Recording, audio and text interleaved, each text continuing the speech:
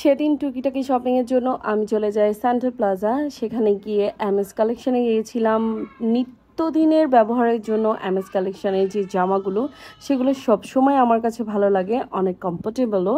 দেন এখানে হচ্ছে কিছু স্লিপার দেখেছিলাম। এই স্লিপারগুলো ইদানিং খুব দাম চাইছে যেখানেই দেখছি না কেন। দেন কিছু ব্যাগের কালেকশন দেখেছি। ব্যাগগুলো দেখতে ভালোই লাগছে, কিন্তু কিন্তু মন মতো হলো না আর কি। তারপর চলে যাই সিআরবিতে। সিআরবিতে কিছুক্ষণ বসেছিলাম। সিআরবিতে বসে কিন্তু চা খেতে পারেন, অন্য যাই খান না কেন অন্তত রং চাটা আপনারা মাস্ট ট্রাই করতে পারেন। তারপর চলে যাই মামা শ্বশুরের বাসায়। সেখানে গরম গরম ভাত মাছ ভাজি দিয়ে দুপুরের খাওয়া দাওয়াটা শেষ করে আমরা বাসায় চলে আসি। বাসায় এসে চলে যাই ছাদে। ছাদে গিয়ে দেখি কি কি কালেকশন করা যায়। ছাদ থেকে কিছু জিনিস বানাবো, সন্ধ্যায় আসলে মোমো বানাতে ইচ্ছা করছে। তো ছাদ থেকে লেবু নিয়ে আসলাম। ছাদের গাছে লেবু হয়েছে কতগুলো।